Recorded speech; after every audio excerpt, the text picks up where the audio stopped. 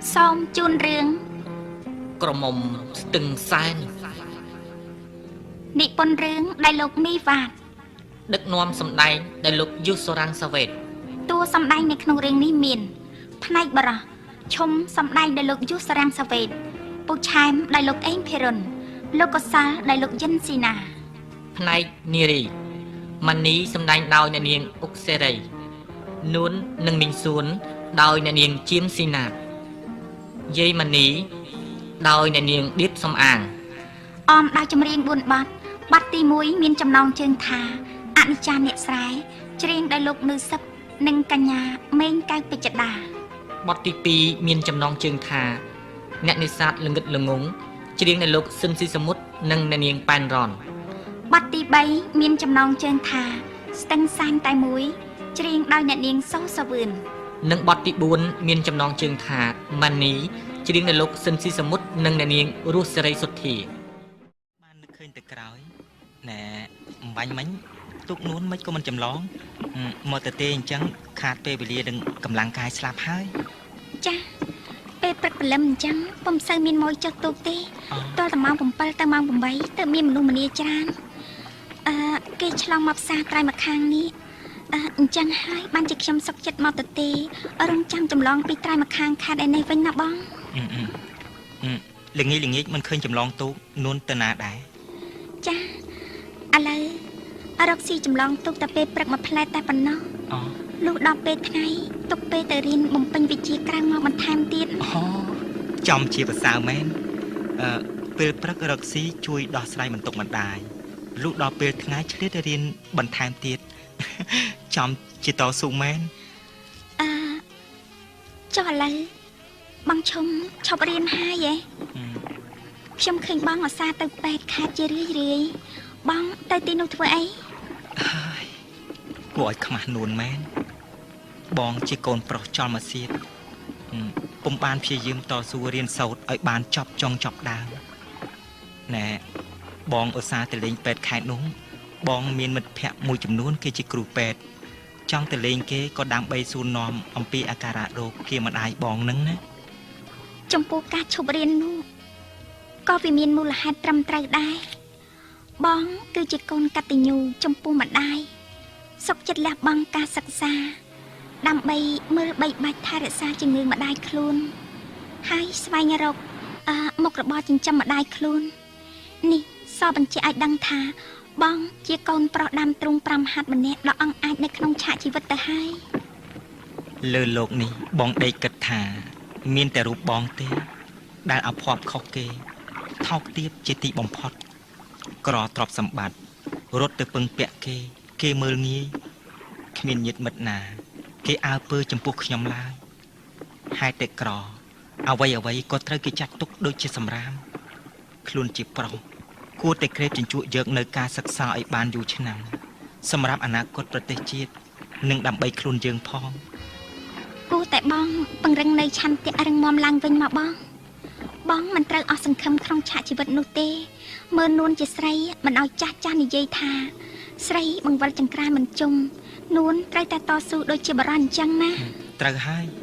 គេថាសមរភូមិមុខរស់បានក៏ដោយសារសមរភូមិក្រោយមានកម្លាំងវាយខ្មាំងសត្រូវឲ្យដួលបរាជ័យក៏អាស្រ័យដោយសារតែការផ្ដាល់ស្បៀងឯសមរភូមិក្រោយផងដែរបើសិនជាសមរភូមិក្រោយពើប្រទះនៅបន្លាចាក់ស្រេះដោះស្រាយមិនរួចនោះតើឲ្យសមរភូមិខាងមុខអាចមានព្រៀបឈ្នះលើខ្មាំងសត្រូវបានដែរឬអីបងគិតទៅម្ដាយបងជាងអ្វីទាំងអស់គាត់ជាកៅភ្នែកជាអ្នកមានគុណដ៏លើសលប់រកអ្វីមកព្រៀបផ្ទឹមពុំស្មើឡើយបើអត់ពីរូបគាត់ប្រកាសជាពីការភាពអស់មួយជីវិតគាត់ជាអ្នកផ្ដល់កំណើតរហូតមកដល់វ័យប៉ុណ្ណេះពេលដែលឪពុកបងស្លាប់ទៅទើបដឹងថាម្ដាយបងជាទីសក្ការៈលើសអ្វីទាំងអស់ទៅទៀតអណែដល់មកច្រាំងហើយបងសូមផ្ញើទុកនេះឲ្យនួនជួយមើលផងតម្រាំត្រឡប់ទៅផ្ទះវិញណាចាចង់ទុកទីនេះហើយចាំខ្ញុំជួយមើលឲ្យបងទៅចុះខ្ញុំអរគុណជាមុនហើយណា អ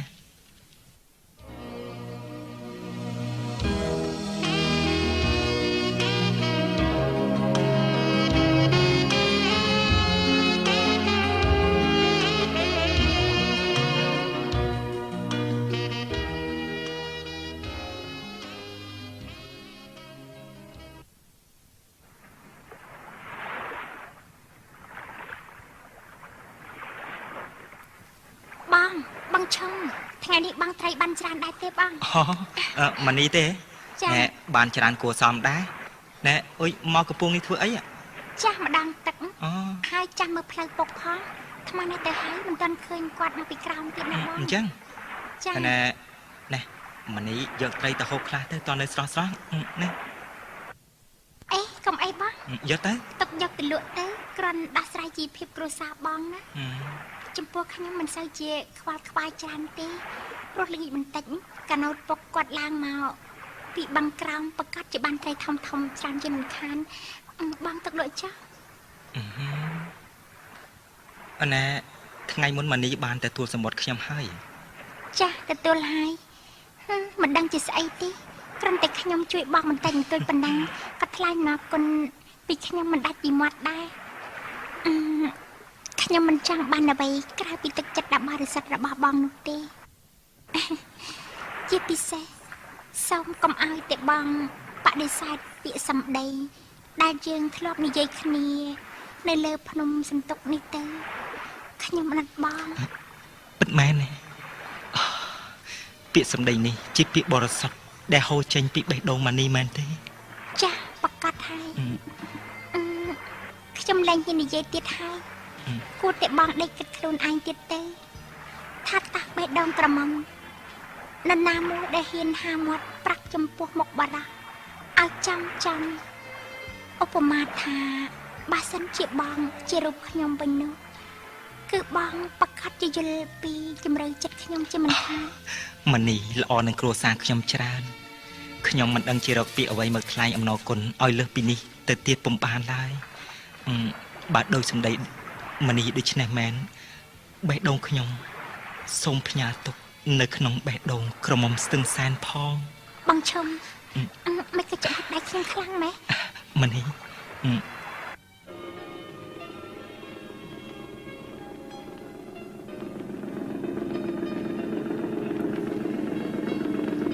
បងលោកពុកគាត់មកវិញហើយបងចូលទៅលេងផ្ទះទៅ មិនអីទេខ្ញុំទៅវិញហើយណាណែលាសិនហើយថ្ងៃក្រោយជួបគ្នា ចាថ្ងៃក្រោយជួបគ្នា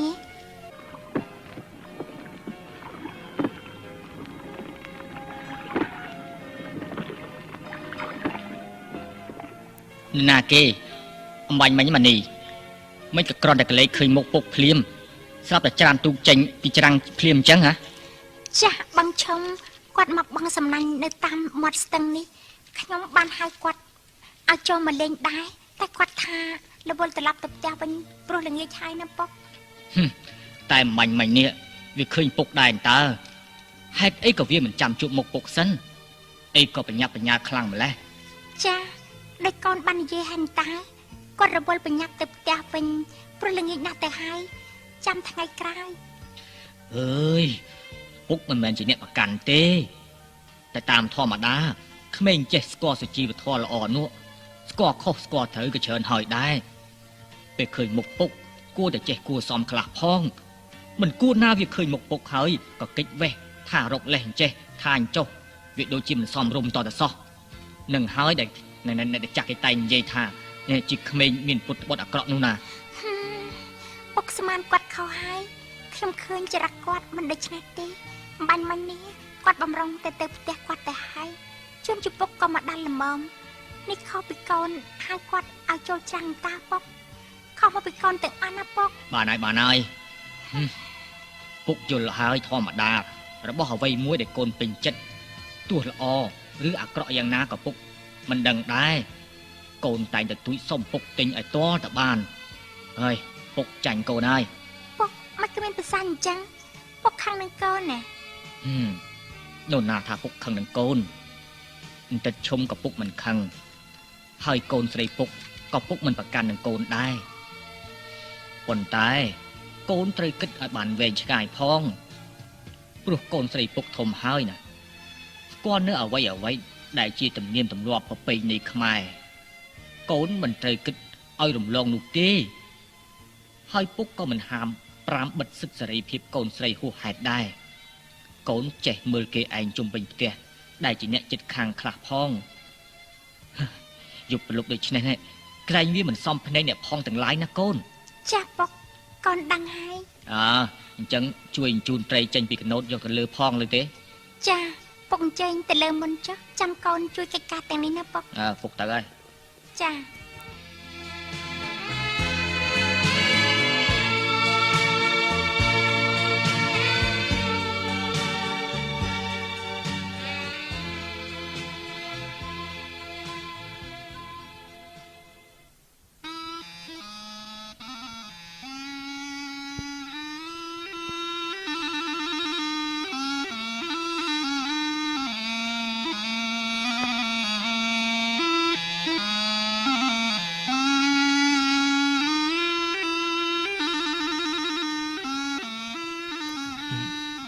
រណាអញ្ចេះ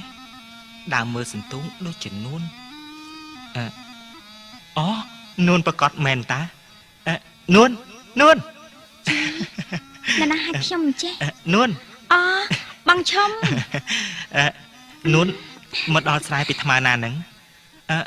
ស្រែនួននៅឯណាអូប្រកាសជាធ្វើស្រែលើបានច្រើនហើយមែនទេចាតិចតួចទេបងឬចុះស្រែបងនោះនៅណាដែរ ស្រែលើខ្ញុំមានតែមួយអំពើកនេះក្រនដល់អំបុកឥឡូវស្វិតស្រពូនក្រាបដល់ដីតាហើយមិនអញ្ចឹងណោះ បើនិយាយពីស្រែក្រោមវិញសាព្រោះបានច្រើនគួរសមដែរក៏ប៉ុន្តែទីណាក៏ដូចទីណាឆ្នាំនេះធ្វើស្រែលើបានតិចមកជួបប្រទះមេឃរាំងហួតហែងដីស្ទើរប្រេះក្រហែងចំណែកស្រែក្រោមក៏ជួបនឹងគ្រោះទឹកចំនួនថែមទៀតមេឃចំជីអយុធធម៌មែន ជីវិតអ្នកស្រែដូចយើងស្គាល់តែទុកលំបាកវេទនាពុំមានពេលលះហើយទេបើមិនជួបគ្រោះរាំងស្ងួតក៏ត្រូវរងនៅទឹកជំនន់គ្មានសំហេតុសំផលទាល់តែសោះធម្មជាតិប្រែប្រួលអស់រលីងហាក់មិនបណ្ដៃមេត្តាដល់ជីវិតអ្នកក្រដូចយើងសោះមែនទេបងនួនមិនត្រូវអស់សង្ឃឹមនោះទេបើមេឃមិនប្រណីយើងគួរតែចេះច្នៃប្រឌិតរកវិធីណាដែលធ្វើឲ្យសន្ទូងយើងរីកលូតលាស់បានល្អឡើងវិញ សន្ទូងស្វិតស្រពូនក្រៀមជាប់នឹងដីតែម្ដងទេវតាអ្នកមិនបណៃជីវិតអ្នកស្រែទេសូមមេត្តាផ្ដល់ភ្លៀងមួយមេឲ្យខ្លាំងមក2ឆ្នាំនេះស្រូវយើងអន់មិនបានទិន្នផលតិចតួចស្ដួយស្ដាងក៏ពិតមែនស្ទើរតែទប់ទល់ជីវិតប្រចាំថ្ងៃមិនចង់រស់ប៉ុន្តែខ្ញុំនៅយល់ថាឆ្នាំនេះមិនល្អឆ្នាំក្រោយប្រកាសជាទទួលនៅទិន្នផលច្រើនជាមិនខានឡើយមិនថាតែគ្រូសាខ្ញុំឬគ្រូសាបងទេទើបនឹងមកពីស្រុកកំពង់ស្វាយមករស់នៅជិតទីរួមខេត្តនេះយើងពឹងផ្អែកទៅលើដំណាំស្រូវជាអាឡែជី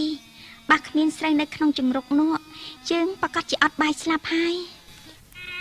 ក៏លន់ក្រឹមឯនេះគួរតែមេឃបង្អុរភ្លៀងឲ្យបានបរិបូរណ៍ផ្ទៃស្រឡាលោកមិនប្រណីឲ្យយើងជាអ្នកស្រែក្រីក្រសោះ